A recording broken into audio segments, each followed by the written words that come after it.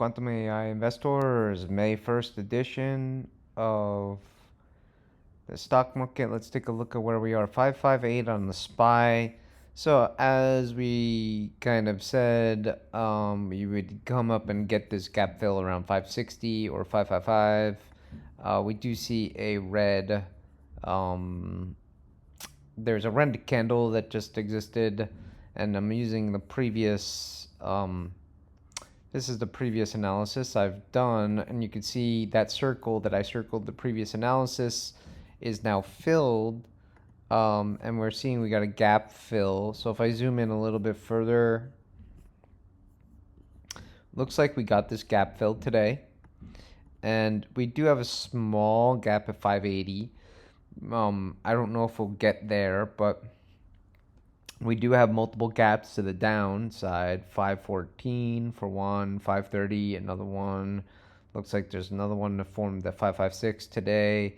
Could we go up to the 580 level before seeing a rollover of the S&P?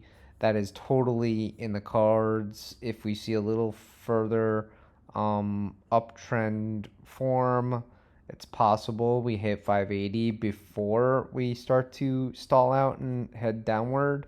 So it's wait and see mode, looks like, for the market overall. The next, let's say, week or two, couple weeks, I think we'll get a further pop in the market that's coming up. Maybe not a large pop, but some pop, and then I think we'll fill eventually these two as we descend downward. I think we'll fill those gaps, and we will probably eventually retest the 480, 490 level, and then at that point we want to see if the 480, 490 holds. If it holds, then I think we're in for another bounce. If it breaks, which I think it will break this time, we're going down to fill these two gaps at 420 and 440 respectively as a first stop. And I think eventually we're likely headed back to 350 on the S&P 500 or the S&P, the SPY. I think that overall the technicals are looking like there's going to be some kind of big correction coming up that makes the COVID correction look small by the numbers, because COVID went from 343 down to 250 or 220 here, so we're not even looking at a 50% crash here. We're looking at potentially a 50% crash, 350 on the SPY, and that would be pretty devastating to the overall market if we did get that. Now, Apple, they just reported earnings, so they're at 213 right now. If I look at Apple after hours, looks like it's trading down to 205. So Apple is in the same trading range. We got that the bull flag, and the uptrend here is still confirmed. Even at 205, we're still in the uptrend. Did we get the 216 gap fill? Let's take a look. Did my prophecy come true? Let's reanalyze this one. It looks like we didn't get the full gap fill. So there's still some gap that exists to the upside. And there's a small gap here at 237. There's also a small gap here at 246.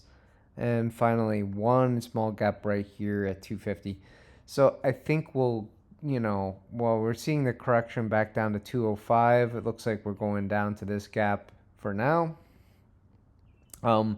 Maybe we'll get that gap fill and start to head higher again. Let's just keep an eye on Apple. I think we'll get this gap fill before even maybe 230 before heading down to the serious correction, which has been building in the market for many years now. I think it's going to take some time for us to get that serious correction in Apple. And my target for Apple is between 82, 83 and 120. So if we took the average, let's just call it 100. That's my target for Apple, is 100 once this trend line breaks in Apple, which we have yet to see. So we're still taking a look at Apple quite closely. Let's check out a couple of their channel faves. Hain, it looks like we got an earnings report in 6 days. It's still in this falling wedge pattern, so we want to see it break out of that before initiating a long trade.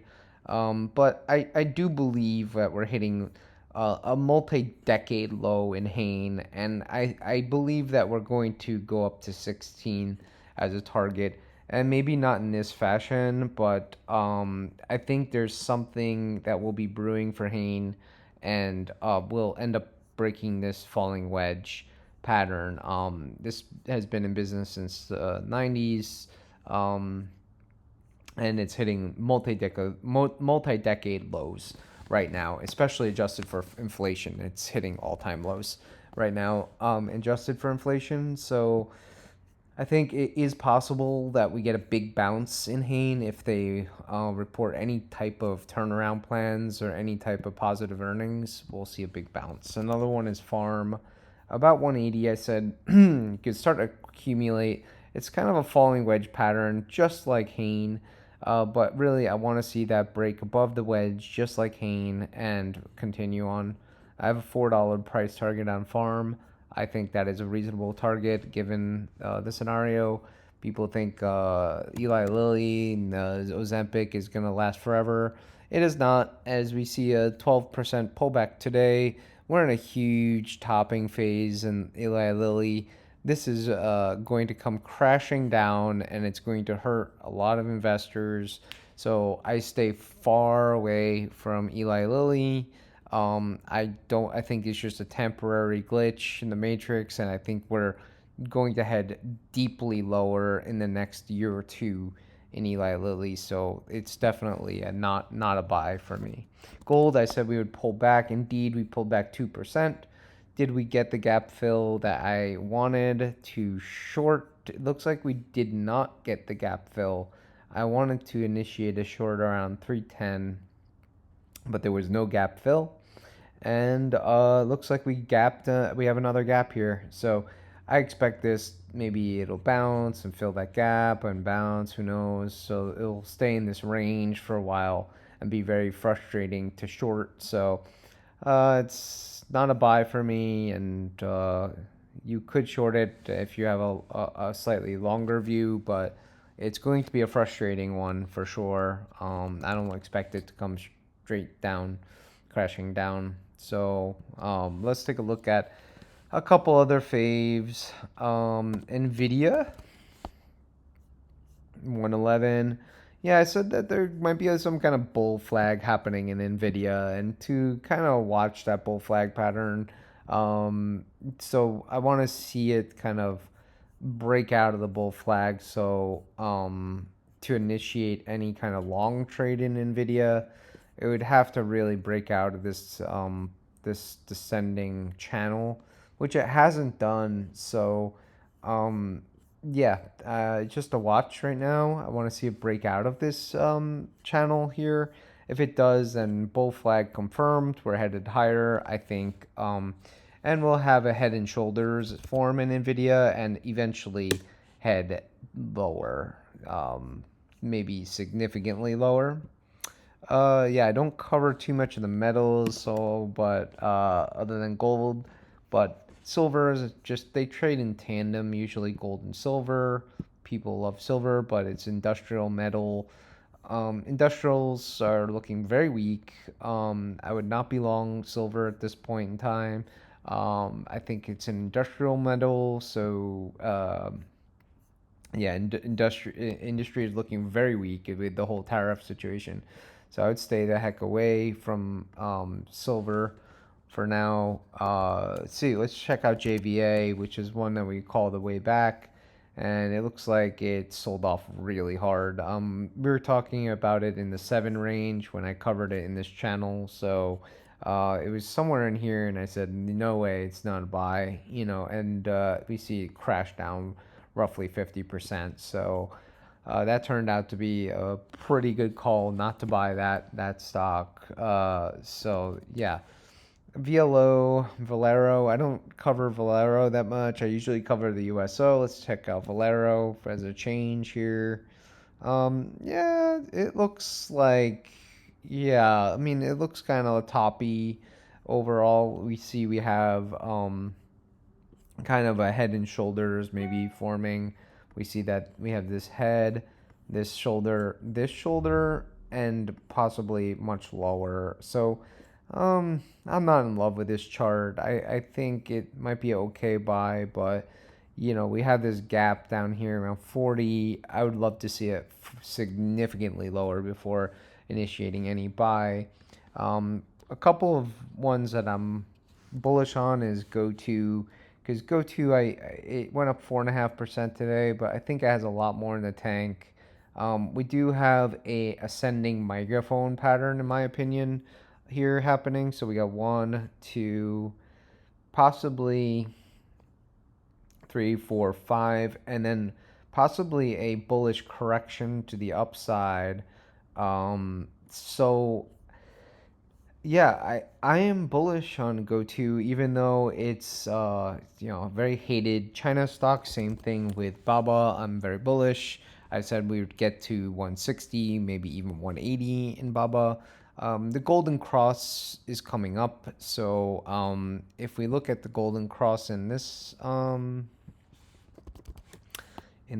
chart, we see it's extremely close. Okay, so we have this Golden Cross here. It hasn't happened in a very long time, and I expect a new bull market in Baba roughly emerging very soon. We see a couple of conflicting indicators here via Yahoo Finance, but for GoTo, it's all green in terms of Yahoo Finance. They have the commodity channel index, price causing moving average, short-term KST, triple moving average crossover. Everything is looking like green for GoTo. Same thing for STNE. I said that it looks bullish. I said that when it was around 12, now it's almost 14. So there are some nuggets in this economy, um, in these trading days that we're dealing with, but you really have to watch out for which ones are great. I was looking at Penn. I was very interested in Penn because it's only $15 a share now. That thing was 130, and for the longest time it was like 20 or $30 a share. Now it's 15. I actually think it's closer to a buy here. And I actually kind of like the long-term outlook of this stock, this Penn stock, but I want to see it break above a little bit, have form a bullish momentum before getting in, because right now all the indicators look kind of bearish. We do see a little bit of accumulation happening on this, so we see a little counter trend happening here. So underneath the surface, we can see a little counter trend accumulation happening. So accumulation is kind of like looking at like 20 or so. I wouldn't be surprised if this popped to 20 from where it is. So yeah, if you just want to park some money in there and set it and forget it kind of situation, kind of like the TLT, I think it is a buy. These things are buys. The TLT and Penn and stocks like that are buys, but they're kind of like set it and forget it buys, where you just buy it and then you forget about it, and 5 years later you check up on it and it will likely be much higher. But of course, you take your risk with any stock, right? Anyway, that's it for today. I wanted to catch up on a bunch of stocks and kind of update the channel. So like, subscribe, and comment. And if you like, just comment below. And as always, let the markets be with you. Take care and good night.